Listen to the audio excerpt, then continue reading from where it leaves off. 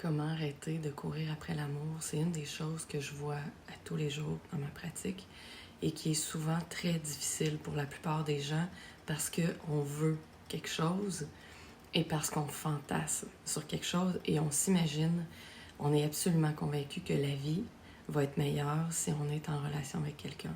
Ça, souvent, c'est la première prémisse de base qui nous emmène à souffrir en permanence, ou en tout cas, à souffrir beaucoup, parce qu'on est convaincu qu'on doit vivre ça et on veut vivre ça. On est accroché à cette idée-là. Et si cette idée-là n'arrive pas, on pense qu'on est en échec ou qu'on est en retard sur les autres ou qu'on n'arrive donc pas à vivre ce qu'on veut vivre. Et c'est possible que ça n'arrive pas à la vitesse qu'on voudrait. Mais si on s'accroche à ça, c'est sûr et certain que ça va être très difficile d'être heureux. Un autre point fondamental, c'est sortir de la platitude et de l'ennui, comme j'ai parlé il n'y a pas longtemps dans une vidéo. La platitude et l'ennui fait que les gens sont convaincus que si on est deux, la vie va être moins plate. Et ça peut être vrai que quand on est deux, la vie est moins plate. Mais si la vie est plate quand on est seul, ça veut dire qu'il y a des choses à comprendre, des choses à changer, des choses à, on va dire, améliorer. Parce que ça veut dire que notre présence, notre simple présence à nous-mêmes, on la trouve plate. Ça veut dire qu'il y a quelque chose dans notre tête qui entretient ça au niveau mental et émotionnel, qui essaie de nous convaincre que c'est donc plate d'être seul, alors que c'est pas la réalité. C'est juste qu'on a développé des habitudes et on a développé un système de pensée qui est devenu tellement fort, qui nous convainc et qu'on est absolument convaincu que la vie doit être différente. Et ça fait souffrir, même si des fois on s'en rend plus ou moins compte. Et pour sortir de la platitude et de l'ennui, entre autres, oui, il faut apprendre à être bien, il faut se découvrir.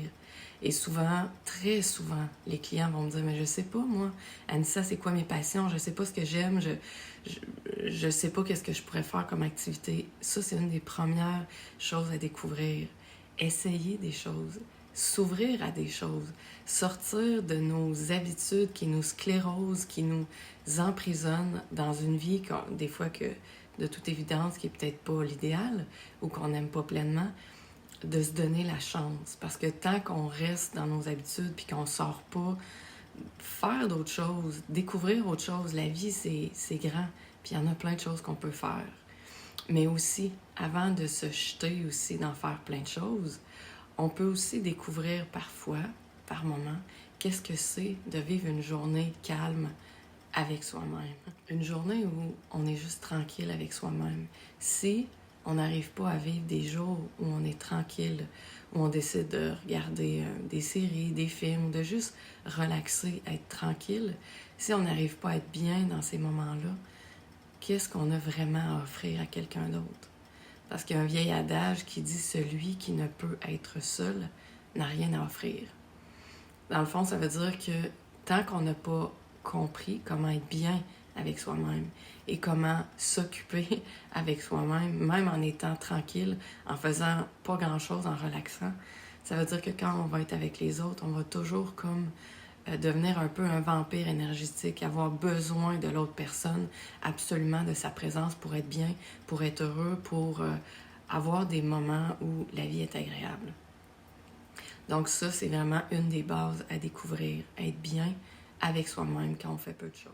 Un autre point fondamental qui est très présent, c'est l'amitié. Souvent, les gens sous-estiment l'amitié. Ils veulent tellement être en relation que s'ils se rendent compte, par exemple, que ça ne marche pas avec telle femme ou tel homme, ben ils vont dire « Non, non, moi, de toute façon, j'entends souvent des clients me dire ça, et à chaque fois, ça me surprend.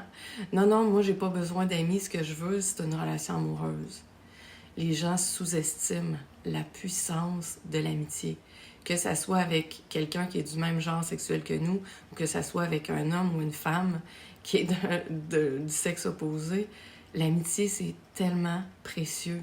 C'est ce qui rend la vie riche et ce qui nous permet de découvrir plein de choses, plein d'individus différents et de comprendre plein de choses sur les humains, sur la vie.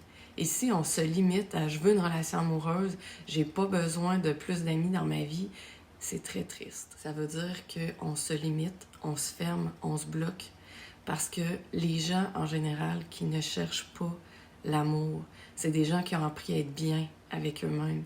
Et c'est des gens qui, naturellement, attirent souvent, de toute façon, sans même chercher. Mais quand c'est le moment, de toute façon. Mais c'est aussi des gens qui ont une vie riche, qui cherchent moins parce qu'ils ont plein d'amis ou ils ont une famille aussi souvent.